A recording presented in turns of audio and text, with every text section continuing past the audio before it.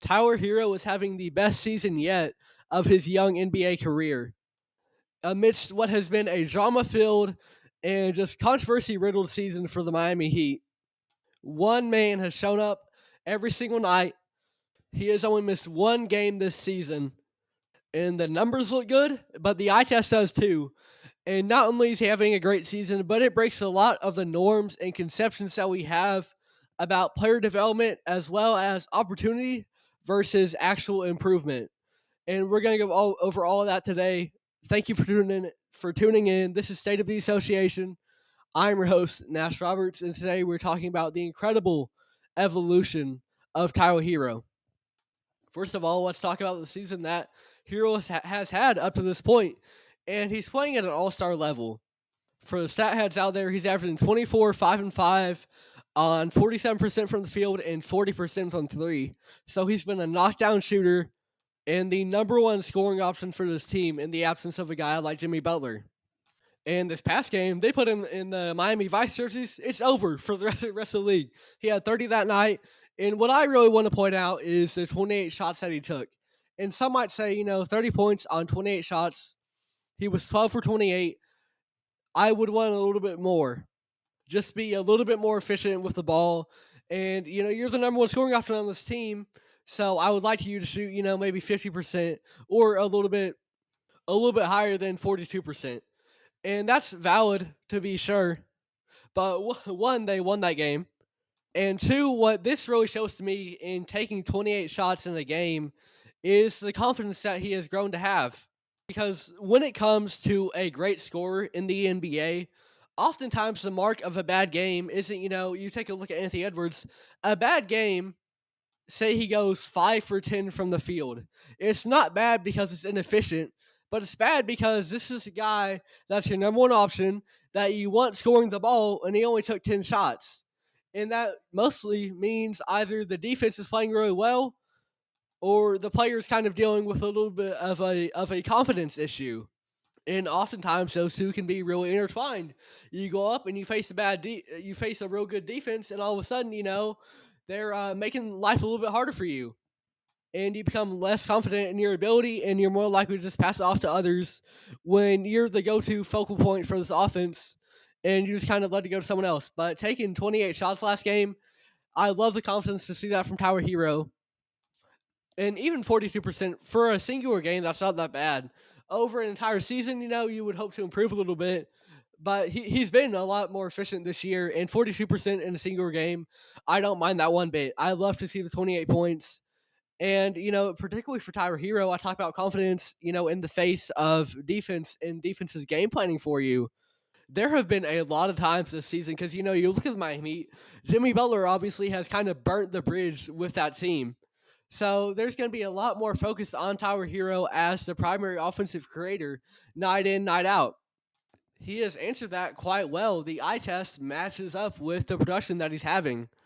There's a lot of times where he's getting double teamed or even triple teamed at times. They might be doubling him from when he passes to half court.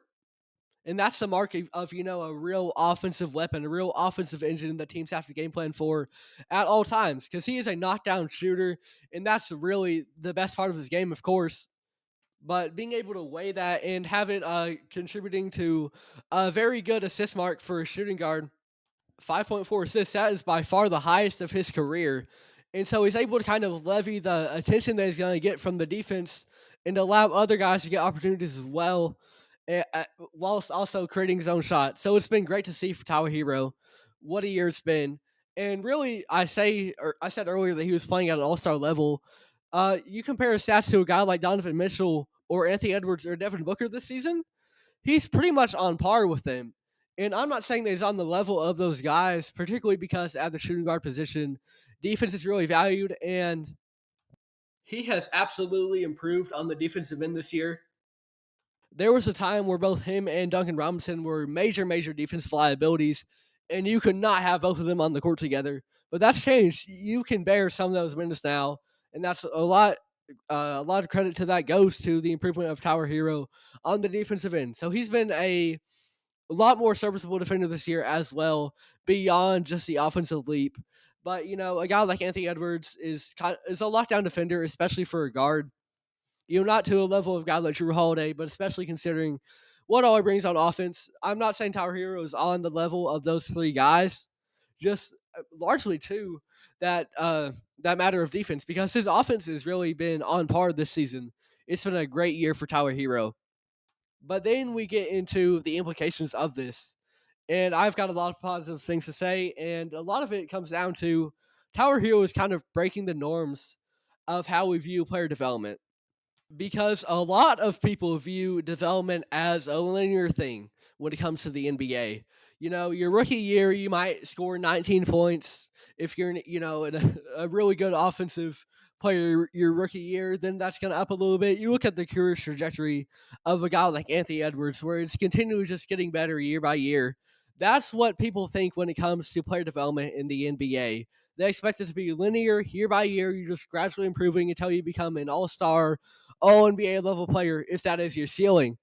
But so often, it's not that way. And you'll see players who might seem to plateau in, say, their sophomore season. And people will write them off then as not having a high ceiling because they might have had a little bit of a sophomore slump, or didn't display as much improvement as they had anticipated. But development is a lot more nuanced than that. Because yes, in a vacuum, it makes sense that as you get more reps, as you get more practices with real NBA players, as well as playing in actual live games, you're going to gradually get better. That's what comes with experience in everything. But it's not a one-way street for everyone. You cannot attribute your ideas of progression to every single player in the league, because at the end of the day, yes, these are all athletes. These are all people who are striving to get better, but it looks a little bit different for everyone. And it's a result of both the circumstances around them, their mentality, and their talent. You look at a guy like Tyler Hero, early on in his career, he had that really good bubble stint where there was a lot of attention that was really going towards him. And then the year after, his production didn't really go up much. And people thought, maybe he's not going to be the level player that we thought he maybe could be for the way he took over some games in the bubble. But then after that, he goes on to be a 20-point per game scorer. He does that for a couple of years, and now he's at 24. So he's just gradually gotten better. And it's not a substantial leap every single year like a guy like Anthony Edwards or even a De'Aaron Fox would have, as we've seen in the past. But it's the improvements that he's actually making that matter more than the production. Because it can be easy to look at someone's box score and, determine if they're getting better as a player. But when it comes to impacting the game at a high level to the best of your ability, there's a lot more that goes beyond it, beyond the box score. That's why we talk about entry stats all the time. You look at a guy like Andre Drummond. I love Drummond, one of the greatest rebounders of all time. But, he's largely perceived as having empty stats because he was on non winning teams. His basketball IQ looked a little bit questionable at times.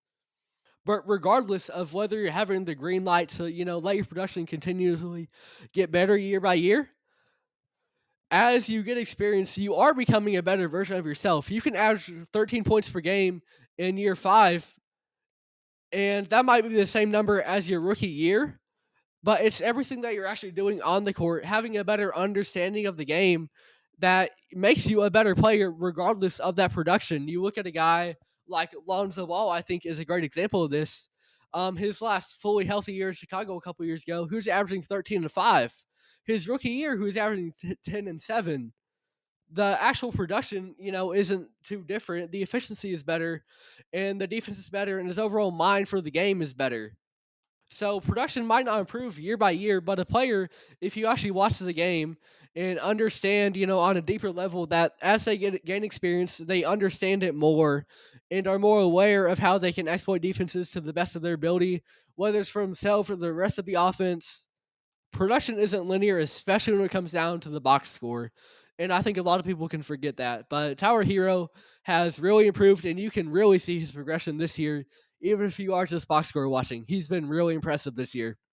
And the other side of the coin that I want to talk about for Tower Hero in the great season that he has had is the idea that a lot of NBA media and even NBA fans can kind of have about development and a player getting better year by year, as opposed to opportunity, improvement versus opportunity. Now, there are definitely some times that those two are intertwined. I think of someone like Tyrese Maxey, for example, with the loss of James Harden, where he both got better as a player and also had more opportunities to, show the talent that he had. But there are times when a player will still largely not have progressed from maybe some bad habits that they had early on in their career. One I think is his archetype. I think, maybe a shoot first guy that's just going to look for his own shot first, and efficiency might come second, winning might come second, but he's going to be given the green light because there might not be a lot of other opportunities on this team, not a lot of other good scorers on this team. And this team just needs someone to go out there and be the first option. So that person might go out and have a 20-point per game, 40% from the field kind of season. And it might be a jump from, averaging 13 the year before, where maybe they were a play-in team. And now they're near, maybe the the bottom of the standings. But hey, his numbers look better, right? He's becoming a better player, and there is some truth to that. And just getting reps as the number one option, it creates you, it instills in you a mindset to be more ready for the opportunity in the future. You're not going to be overwhelmed because you've done it before. But the mark of if a player is actually improving or not, and this goes back to the box score and progression debate, is kind of in the eye test and how they're contributing to winning and their mind for the game. And oftentimes these two things do coincide, whether it's improvement or whether it's development. Oftentimes those two they come together. And with a new opportunity, some players are able to become better. But then you look at another guy like D'Angelo Russell. I love D'Lo, one of my favorite players in the entire league. But it seems like so often when I'm talking about guards and inconsistency, he always comes up. He's just a shining example of it. You look at a guy like D'Lo, he goes to the Brooklyn Nets, and he's a good example of both sides of the coin. Because his first year in Brooklyn, his numbers are a little bit better than they were in LA, but he's largely the same player. And so in year two in Brooklyn, where not much has changed, and keep that in mind, not a lot has changed, where he then goes on to become an all star and lead this team to the playoffs. And then you can actually see the proper development of D'Angelo Russell. And there were leaps in production each year, but it was his second year in Brooklyn where he really took off and not just got more of a green light, but became a better player. And it's important to keep that in mind when we talk about Tower Hero here, because much like D'Angelo Russell in year two in Brooklyn, this roster didn't get substantially better or anything. Debo eventually did get a little bit more of a green light in Brooklyn, and Tyler Hero has got a little bit more of a good light in Miami as well with Jimmy Butler. But both of these rosters are largely the same.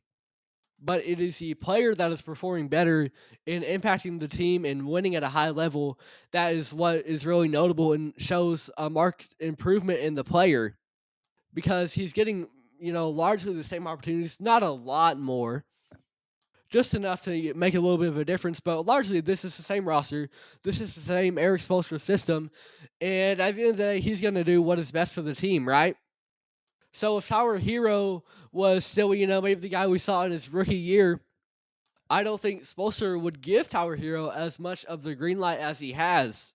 But because of the evolution of Tower Hero as a player, he has gained that respect from Spoelstra and been the number one option on this team because of his real improvement as a player. Not just in production, which, as we've stated, has not always been linear, and you really watch the game and you can see how much better of a player he is. So his improvement has been incredible, and it's not just more opportunity, but also becoming a better player alongside that. I think it's kind of akin to Tyrese Maxey, as I spoke on earlier. But regardless, it's been a great year for Tyler Hero, and he's been playing on an all-star level. And the Miami Heat, this is a team that year by year they've kind of ran back the same roster.